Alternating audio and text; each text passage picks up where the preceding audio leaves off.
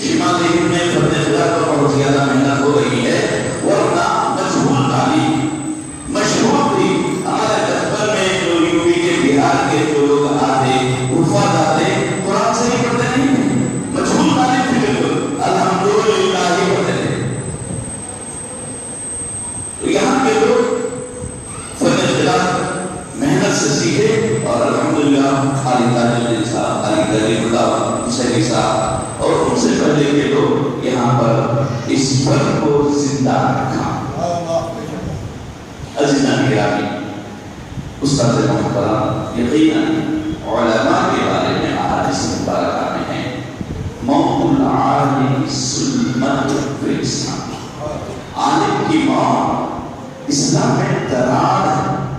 جیسے دروازہ لکڑی ہے، لکڑی کو اگر بیچ میں سے چیر دیں اب وہ پھٹ گئی پھر بند. یہ دراڑ جب پیدا ہوگا اس دراڑ کو بند کرنے والا کوئی دوسرا ان کی جگہ لینا بہت مشکل ہوتا ہے. اور موت العالم بھی کہا ایک عالم کی موت ساری انسانیت کی موت. عالم کا اتنا بڑا مقام مرتبہ اور یقیناً یہ اتنا بڑا مقام مرتبہ وجہ اس لیے ہے، یہ اتنا بڑا مقام مرتبہ کیوں آنا؟ اس لیے کہ یہ انبیاء کے وارث ہوتے ہیں، وارث انبیاء ہیں. حالانکہ انبیاء کرام کی اولاد ہوتی ہے لیکن وہ وارث نہیں ہوتی. اس لیے کہا ہے آپ صلی اللہ علیہ وسلم نے ارشاد فرمایا العلماء ورثۃ الانبیاء والانبیاء لا یورثون درہما ولا دینارا بل یورثون العلم. انبیاء کرام کے وارث کون ہیں؟ علماء. کیوں؟ اب ہمارے والد کا انتقال ہوا، بیٹے ان کے وارث ہوتے، بیٹیاں ہوتے، بیوی ہوتی، یہ تو پراپرٹی جائیداد سونا چاندی پیسہ اس کے وارث ہوتے ہیں. یہ بیٹا اہل ہو نا اہل ہو، اچھا ہو کمانے والا ہو غریب ہو، ہر ایک اس کا حق برابر رہتا. لیکن انبیاء کی جو وراثت ہے مال و دولت نہیں. انبیاء کرام جو مال و دولت چھوڑتے ہیں وہ سب کا وجہ ہے. انبیاء کرام کے جو وارث ہے وراثت حقیقت میں علم کے وارث ہوتے ہیں. علم نبوی اس کے وارث ہوتے ہیں اور یہ وارث صرف علماء ہوتے ہیں. کوئی نبی کی اولاد ہے اور وہ نبی ہونا تو ضروری نہیں.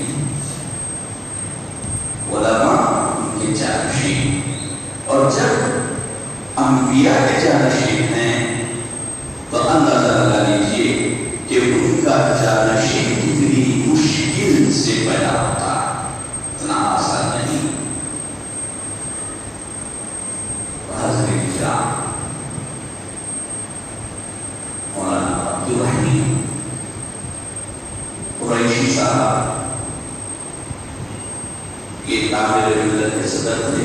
سید کریم اللہ حسینی صاحب کے انتقال کے بعد یہ صدر بنے اور تقریباً 25 سال سے کم ہو گئے یہ صدر کے عہدے پر رہے ہیں.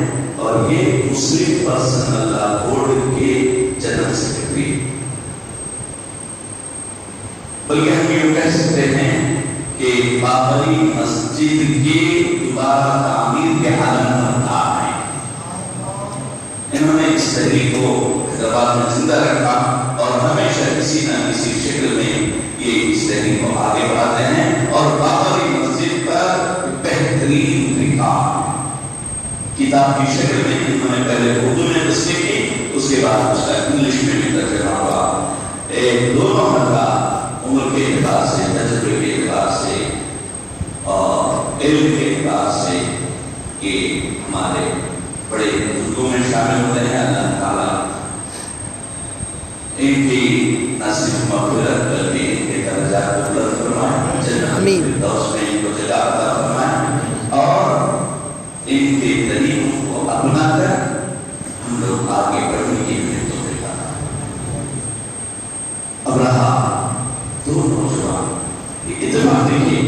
4 لوگوں کی تعزیت کے لیے آئے، 2 بوڑھے ہیں تجربے کا، 2 بالکل نوجوان۔ عجیب بات ہے، کبھی کبھی اتفاق ایسے ہوتے ہیں۔ مولانا رحیم الدین جیسے کہ ڈاکٹر صاحب نے بتلایا، ایک کی طبیعت میں کچھ درد ہے، ہوتا ہے۔ اللہ تبارک و تعالیٰ جب کسی چیز کو مقدر کرتا ہے کہ اس کو ملنا ہے اور اس کی عمر اتنی لمبی نہیں ہے، تو اس کی کم عمری میں اللہ تعالیٰ اس کو تمام چیزوں سے سرفراز کر دیتا۔ سبحان اللہ۔ یہی چیز ہمارے رحیم الدین صاحب کے ہم میرے تعلیم کے زمانے میں ڈاکٹر حمید صاحب یہ حیدرآبادی کے جامعہ نظامیہ کے فارغ ہیں، پیرس میں رہ کر انہوں نے تبلیغ کا کام کیا تھا، بہت یعنی ہزاروں کے لوگ کے ہاتھ پر توبہ کر کے اس طرح سے مسلمان ہوئے۔ اور جرمنی میں انہوں نے سیرت النبی پر 2 جلدوں میں کتاب لکھی۔ صرف اس کتاب کے بعد، اس کا مطالعہ کرنے کے بعد 50,000 کے قریب لوگ مسلمان۔ ایسی بڑی شخصیت ہے۔ تو ان کے بارے میں پڑھا تھا کہ جب ان کی عمر قریب 75 سال کی تھی، انہوں نے دین کے خاطر اسلام کو پیش کرنے کے لیے ایک نئی زبان سیکھی۔ 13 زبان سے حاصل ہے، 13 زبانوں میں وہ لکھتے پڑھتے تھے کتابیں۔ اس اخیر عمر میں انہوں نے ایک نئی زبان کو سیکھا تاکہ اس زبان میں وہاں کے لوگوں کو اسلام کی دعوت دے۔ یہ لوگ ہمارے لیے نمونہ ہوتے ہیں، اور ایسے ہی لوگوں کو فرید الدین صاحب نے اپنا ماڈل بنایا تھا۔ یہ جن کے لیے عمر، بڑھاپا حصول علم میں آنے نہیں آتا تھا، بلکہ کہہ سکتے ہیں عمر جیسے جیسے بڑھتی جاتی ہے علم جواب ہوتا ہے۔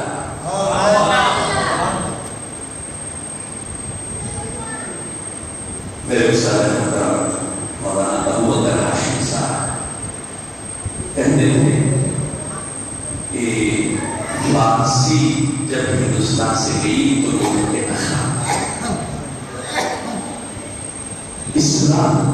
اسلامی اخلاق کے بہت سی کتابیں فارسی ہیں۔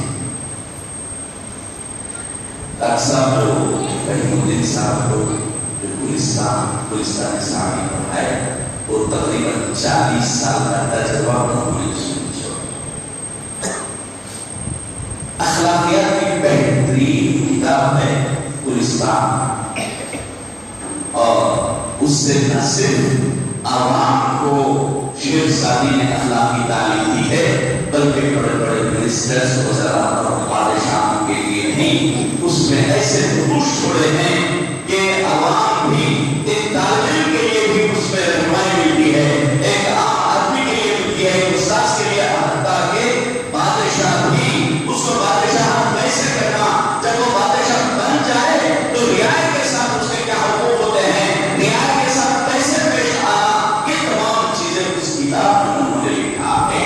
اور جب آدمی اس کتاب کو پڑھتا ہے اور اس پر عمل کرنے کی کوشش کرتا ہے تو بہت ہی مؤدب اور بااخلاق ہو جاتا ہے۔ تو عزیزان گرامی، ڈاکٹر صاحب الحمدللہ ان کی فلسفے کے بارے میں تو کیا کہنے ہیں، دیوان حافظ پڑھنا کوئی آسان کام نہیں۔ دیوان حافظ جو پڑھاتے ہیں استاد سے استادی کو پوچھنی اتنا ہی قابل ہونا پڑتا ہے استاد۔ اور الحمدللہ رحیم الدین صاحب دیوان حافظ پڑھنے کا مطلب یہ ہے کہ فارسی میں کو مہارت تامہ حاصل ہوئی، اور یہ شاید میرے علم کے مطابق 2 سال میں حاصل۔ کتنے سال؟ ڈاکٹر صاحب یہ 2 سال کے اندر اتنے ماہر بنا اور اپنے پورے ذمہ داریوں کے ساتھ ایسا نہیں کہ اب ایک طالب علم کے بچہ ہے، اس کا کوئی کام نہیں، صرف پڑھنا ہے.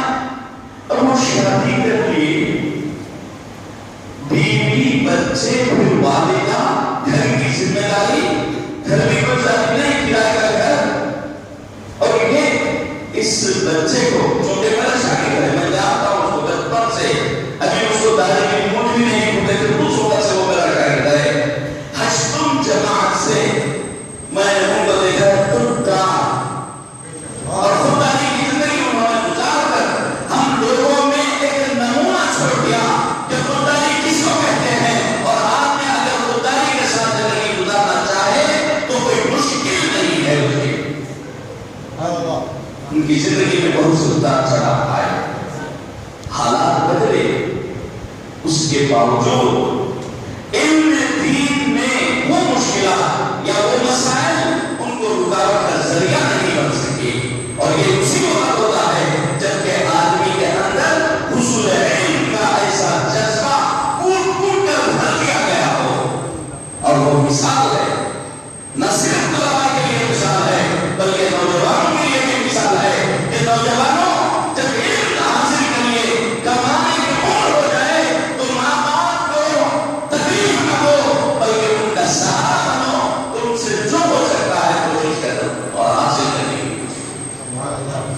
تو عزیزان گرامی، بچپن سے محنت کر کے آگے بڑھنے والا ہے. اور شاید اس منزل میں پتہ نہیں کتنے سال سے ہے، مولوی اول سے وہ امامت کرتے ہیں، 12 سال سے تقریباً شاید عالم کی جماعت میں تھے ہوں گے. وہ مولوی اول سے امامت کرتے ہیں اور وہ امامت کر کے گھر کا کرایہ ادا کرتے ہیں. لیکن کسی کو پتا نہیں ان کا رہن سہن، لباس اس انداز کا کہ لوگ اگر دیکھیں تو یہ سمجھنا کہ یہ جو اللہ خود مقتدی ہے، ماں باپ ان کے جو اللہ بہت ساؤنڈ ہے، اچھا کمانے والے ہیں، لیکن ان کے اندرونی حالات کو کبھی کسی برداشت نہیں کرتے تھے.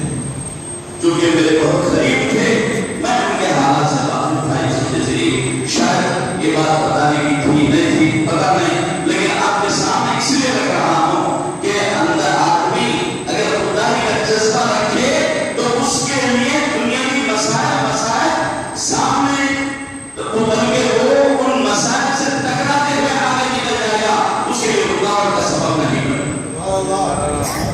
عزیزان گرامی، الحمدللہ انہوں نے بہت سے علوم حاصل کیے.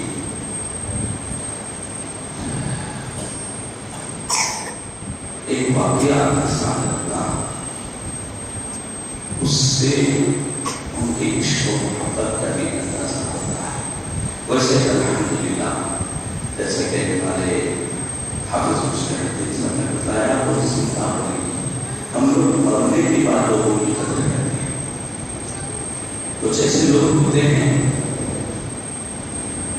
کہ مرنے کے بعد ان کے احوال معلوم ہوتے ہیں، اور یقیناً اس نوجوان کے بارے میں تو کوئی سوچا بھی نہیں ہوگا کہ اتنا جلدی چلے جائیں گے. کیا آدمی جب جاتا ہے تو لوگوں کے اندر مختلف چیزیں لوگوں کی صلاحیت کم ہوتی ہے. شاید یہ محلے والے جو کہ 8 سال سے یہاں پر رہے تو کافی استفادہ بھی حاصل کیے ہیں. جس طرح وہ بچوں کو پڑھاتے تھے، نوجوانوں اور بوڑھوں کے بارے میں بھی ان کے دل میں طلب تھی. عشاء کے بعد تعلیم بالغان کا بھی سلسلہ شروع کیے تھے. کبھی کوئی چیز ایسی ہوتی تو مشورے کے لیے آتے تھے، مشورہ کرتے تھے. تو یہ اس میں فیس کے ذریعے کیا ان کو فیس آئے گی، پیسہ آئے گا نہیں، اخلاص کے ساتھ خلوص ہونا. کئی مرتبہ تقابیر کے سلسلے میں کئی مرتبہ اور دیگر مقامات پر ساتھ جانے کا بھی اتفاق ہوا. ایک مرتبہ انہوں نے ایک مسئلہ چھڑا حضرت علی رضی اللہ تعالیٰ کے بارے میں. آج تک یہ بہت زیادہ چلتا ہے. حضرت علی رضی اللہ تعالیٰ کے بارے میں ایک حدیث شریف ہے. نبی کریم صلی اللہ علیہ وسلم نے فرمایا، علی لوگ تمہاری محبت میں دوزخ میں جائیں گے، تمہاری دشمنی میں.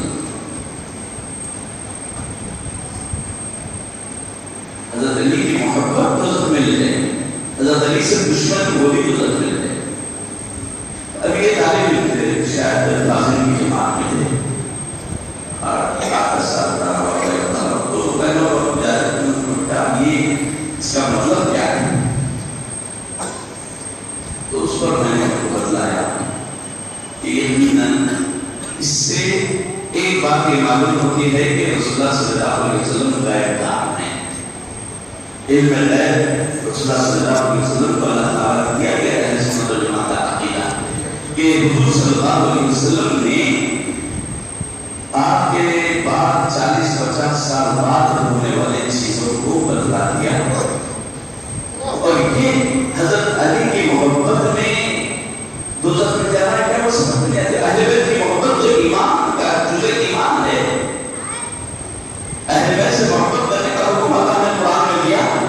تو حضرت علی رضی اللہ عنہ اہل بیت میں سے ہیں، تو ان سے محبت کرنے والا دوزخ میں کیسے جائے گا؟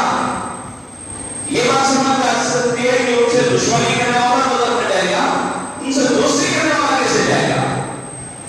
تو میں نے ان کو بتلایا کہ دیکھو یہاں پر رسول اللہ صلی اللہ علیہ وسلم بعد میں پیدا ہونے والے دونوں فرقوں کا ذکر کرنا.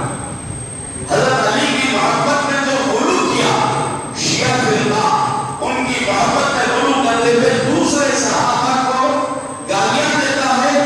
بعض کو ایسے بھی ہیں صحابہ کو مانتے ہیں. تو جو حضرت علی کی محبت میں صحابہ کو گالیاں دیتا ہے، صحابہ کو برا بھلا کہتا ہے، وہ محبت کا دعوے دار تو ہے لیکن محبت نہیں ہے. وہ حضرت علی کو چاہنے والا نہیں ہے، بلکہ حضرت علی جن سے دوستی کرتے تھے، جن سے محبت کرتے تھے، ان کو گالیاں دینے والا.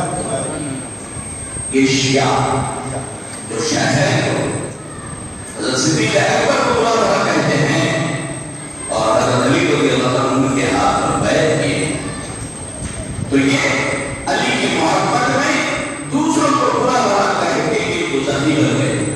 اور علی کی عداوت میں جو خارجی معتزلی فرقہ ہے، حضرت علی اور اہل بیت اطہار کی عظمت کو بجا نہیں لاتا، وہ ان کی دشمنی میں دوزخ ہے. تو مسئلہ آسانی سے سمجھ میں آ گیا. تو یہ اہل بیت اطہار کے بہت ہی چاہنے والے تھے، اور یقیناً اہل سنت و جماعت کی علامت ہے. جو نبی کو چاہنے والا ہے وہ اہل بیت کا بھی چاہنے والا ہونا. اللہ کا ایک مسئلہ، ایک مرتبہ ایک صحابی آئے رسول اللہ صلی اللہ علیہ وسلم سے پوچھنے لگے کہ یا رسول اللہ قیامت کب آئے گی؟ قیامت کب آئے گی؟ رسول اللہ صلی اللہ علیہ وسلم پوچھے کیا تیاری کریں؟ سبحان اللہ. یہ بچہ اب صبح اٹھ کے اسکول جانا ہے تو رات سے بیگ جما لیتے، اور کے کاپیاں پین پینسل سب رکھنے کی تیاری کرتے.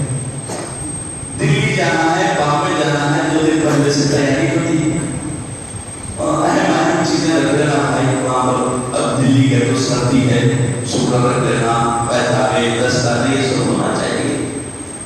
تو جب قیامت آنے والی ہے تو معلوم ہے، اور قیامت کے بارے میں پوچھ رہے ہیں تو کیا تیاری کریں؟ اور قیامت کی تیاری کوئی کپڑے پیسہ مانگنے سے نہیں، اعمال سے کرنا پڑتا ہے. وہاں تو سوائے اعمال کے اٹھائے جائیں گے تو کوئی چیز نہیں رہے گی. بادشاہ گدار سب ایک ساتھ رہیں گے. وہ صحابی عرض کی کہ یا رسول اللہ صلی اللہ علیہ وسلم تیاری تو کچھ بھی نہیں، تیاری کچھ نہیں ہے. اور ہوگا اگر ماں باپ کے ساتھ چھوٹے بچے جائیں، صرف ان کو جانے کی سفر کی خوشی رہتی، تیاری کیوں نہ کون کرتے؟ ماں باپ کر لیتے. ان کو کیا فکر ہے؟ ان کو کوئی وہی نہیں. تو وہ صحابی یعنی دیکھیے رسول اللہ صلی اللہ علیہ وسلم کی نفسیات کا نکاح کیا رکھے، اور صحابہ کرام رسول اللہ صلی اللہ علیہ وسلم کے ساتھ کیسی محبت ہے. وہ صحابہ رسول اللہ تیاری کچھ نہیں ہے، صرف ایک ہی چیز ہے کہ میں اللہ اور اس کے رسول کو سب سے زیادہ چاہتا ہوں، اللہ کے رسول کو میں سب سے زیادہ چاہتا ہوں، بس وہی تیاری ہے، کوئی اور تیاری نہیں۔ اس پر رسول اللہ صلی اللہ علیہ وسلم یہ نہیں فرمایا کہ نماز میں پڑھو، روزے رکھو، روزے میں رکھو تو کیسا ہوگا، تہجد میں پڑھو تو کیسا ہوگا، نہیں، فرمائے کہ المرء مع من احب، قیامت کے دن انسان اسی کے ساتھ ہوگا جس سے وہ محبت کرتا ہے۔ سبحان اللہ۔ یہ کہنا تھا جو مجلس میں جو صحابہ تھے وہ عرض کرتے ہیں کہ اس جملے سے ہم لوگوں کو اتنی خوشی ہوئی، شاید اس سے پہلے کبھی عید کے دن میں وہ خوشی نہیں ہوئی۔ المرء مع من احب، تو فہیم الدین کے دل میں حب رسول پھوٹ کر بھر گیا۔ سبحان اللہ۔ سنتوں کے پیروکار آئے جیسا کہ ابھی آپ لوگوں نے بولا کہ کھجور سے سہنے کے لگے رحمت اللہ سے ہم دونوں آ رہے ہیں، پیر کی رات تھی، روزہ رکھ رہے تھے، لیکن کیسا رکھتے تھے، نہیں پانی نہیں پیتا، اتفاق سے میرے بیگ میں ایک سیب تھا، بولا کم سے کم کھا، بولا یہ سفر ہے، مسافر ہے تم، مسافر کو اللہ تعالیٰ نے نماز میں کبھی کی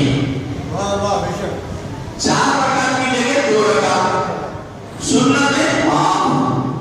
جب اللہ تعالیٰ اتنی چھوٹ ہم کو دیا ہے تو اپنے نفس پر اتنا ظلم یا ظلم نہیں کہا ہے، اپنے نفس پر اتنی زیادتی کیوں کرتے، تو اس کو انہوں نے کہا میری عادت ہو گئی، اور جو آدمی ہو جاتا اس کے لیے روزہ رکھنا کوئی مشکل نہیں ہے۔ تو اس کا نگرانی انہوں نے نوجوانوں کے لیے، بڑے لوگوں کے لیے، بچوں کے لیے ایسے نقوش چھوڑ گئے ہیں کہ اگر ہم اس پر عمل کریں تو ہماری نجات ہے، اور ان کے لیے اس ثواب کا اثر کیا ہے۔ ایک حدیث شریف سناتا ہے، میں اپنی جگہ لکھتا ہوں، شاید اور بھی لوگ ہیں، حدیث مبارکہ میں ہے کہ قیامت کے دن کچھ لوگ ایسے آئیں گے کہ وہ چلتے رہیں گے تو ان کے سیدھے جانب اور بائیں جانب نیکیوں کے پہاڑ چلتے رہیں گے۔ دنیا میں نہ وہ ولی کے نام سے مشہور تھے، نہ لوگ ان کو ولی کہتے تھے، عام آدمی کی طرح زندگی گزارے، لیکن وہاں پر ان کا مقام مرتبہ ظاہر ہوگا۔ خود ان کے ساتھ ساتھ جب چلنے لگتے ہیں تو وہ پریشان ہو جائے گے، یہ کیا ہے، میں کیا ہے ہمارے، کسی نے نہیں کیا، میں تو کبھی کیا ہے، اتنا بڑا عبادت اللہ کو نہیں کرنا ہے، میں تو کسی نے نہیں کیا۔ تو اس وقت غیب سے جائے گی کہ تم فلاں آدمی کو قرآن پڑھنا سکھائے تھے، فلاں کو نماز پڑھنا سکھائے تھے، فلاں کو یہ اچھا کام بتائے تھے، تو وہ تمہارے جو شاگرد ہے نا، تم 10 شاگردوں کو بجا کرے، وہ 10 شاگرد نے اپنے 10 لوگوں کو انہوں نے پڑھایا، 10 کے 100 ہو گئے، وہ 100 لوگوں نے 10 کو پڑھایا، 1000 ہو گئے، وہ جتنا ثواب ان کو مل رہا بس ہوتے ہوئے ان کو مل رہا، اتنے لوگوں کا ثواب اس شکل میں ہو جائے۔ تو عزیزاً گرامی، اسلام کی تعلیم، اسلام کی جو تعلیم ہے یا اسلام میں جو تعلیم کا طریقہ ہے یہ بہت عمدہ ہے۔ اگر اس کو ہم اپنا لیں تو کوئی بچہ ہمارا جاہل نہیں رہ سکتا۔ وہ یہ احادیث میں جو ملتا ہے وہ ہمارے حکومت کا ایک سلوگن ہے، نعرہ ہے، ایچ ون ٹیچ ون، ایک آدمی کو پڑھا، لیکن اسلام کا سلوگن، اسلام کا جو نعرہ ہے each one teach 10. ہر آدمی کم سے کم 10 آدمی کو پڑھائے. اور اس کی مثال پیارے آقا صلی اللہ علیہ وسلم نے جنگ بدر میں قید ہو کر آنے والے قیدیوں سے کیا. کچھ جنگ بدر میں قیدی آئے تھے، وہ لوگ پیسہ نہیں دے سکتے تھے لیکن آپ پڑھنا چاہتے تھے، تو صحابہ کے 10 بچوں کو ایک آدمی نے جمع کر دیا، بولا کہ ان لوگوں کو لکھنا پڑھنا سکھاؤ تو تم کو آزاد کر دیا جائے. اگر یہ چیز ہم اختیار کر لیں تو پھر دیکھیے کوئی گھر کوئی محلہ ایسا نہیں رہے گا جہاں کا بچہ دنیاوی علم کے ساتھ ساتھ اس کے زبان پر قرآن کی آیتیں اور اچھے انداز سے قرآن کو پڑھتے ہوئے جانے والا، نام کے اشعار کو گنگناتے جانے والا ہوگا. گالی گلوچ نہیں ہوگی، اس کے زبان پر کوئی گانا نہیں آئے. یہ کب ہوگا؟ اس وقت ہوگا جبکہ ہر نوجوان ان کے جتنے شاگرد ہیں اس ذمہ داری کو اٹھائیں کہ ہم ہمارے استاذ کی یاد کو تازہ رکھنے کے لیے، ان کی روح کو خوش کرنے کے لیے یہ کام ہم کریں گے. یہ بیڑا ہمارا ہے. تو پھر یہ محلہ علم دین سے نہ صرف آراسا ہوگا بلکہ دوسروں کے لیے مثال بن جائے گا. تو اسیہ گرامی مولانا نہیں ہوتی یہ عمر سے جب واپس ہوئے، یعنی انتخاب سے شاید 3 یا 4 دن پہلے کہ پیر کے آئے میں سے ملے، وہ ایک کتاب خاص میں لکھے تھے، اس کے بارے میں پوری تفصیل بتلایا. یہاں پر بہت زیادہ خرچہ پڑا تھا، میں اس کو دلی سے چھپایا، چھپ کے آگے انشاءاللہ جو ہے اس کا رسم اجرا رکھنا ہے. یہ تمام باتیں ہوئی لیکن نہ ان کو پتا تھا نہ کسی اور کو کہ ان کی قضا یا ان کی قدر اتنی کی تھی. اور انسان کا رزق، اس کی ماں، جائے موت، یہ سب لکھے جا چکے. جس جگہ مرنا ہے برابر اسی جگہ موت ہوتی ہے. اس کے اسباب بنتے ہیں. موت کھینچ کر لے جاتی ہے اس کو معاملہ، موت اس کو کھینچ کر لے جاتی ہے. پتہ نہیں کہ یہاں مغرب کی نماز پڑھا ہے اور وہ وہاں گئے، جہاں نہ تو ان کو خبر تھی نہ یہاں پر ان کو الوداع کہنے والوں کو یہ تھی کہ بلکہ سب یہی سمجھ رہے تھے کہ جلد سے جائیں گے. حضرت سمجھ جیسا ہمیشہ جاتے آتے رہے ویسے ہی جائے گے آئے. لیکن مقدر جس جگہ کی مٹی سے بنائے جاتے ہیں اسی جگہ موت آتی. تو ان کے ساتھی، ان کے دوست علی محی الدین، سید علی محی الدین دونوں اہم کلاس تھے. پڑھنے کے دور میں یہ دونوں میں اتنا زیادہ رابطہ نہیں تھا، لیکن اس کے بعد خدا جب آدمی عملی زندگی میں آ جاتا ہے نا تو اس وقت کے حالات بدل جاتے ہیں. خود یہ سید علی محی الدین صاحب سے مولانا عبداللہ قریشی صدی رحمۃ اللہ علیہ کی زیارت کے دن جامعہ نظامیہ میں 1-1.5 گھنٹہ تک گفتگو ہوئی. میری ایک عادت ہے کہ جامعہ نظامیہ میں جو مشاہدین کے بچے پڑھتے ہیں، سید زادے ہوتے ہیں، میں ان پر زیادہ توجہ دیتا ہوں. اس کی ایک وجہ یہ ہے کہ میں آنکھا کر رہا ہوں شریف کا ہوں. مجھے احساس ہے کہ یہ لوگوں کے بگڑنے کی وجہ سے قوم کیسے بگڑی، اور اگر مشاہد ذاتوں میں سے ایک بچہ بھی سدھر جائے نا، ہزاروں سدھرتا ہے. اور وہ کیسے میں دیکھتا ہوں بہت سے لوگ مشاہد نہ آتے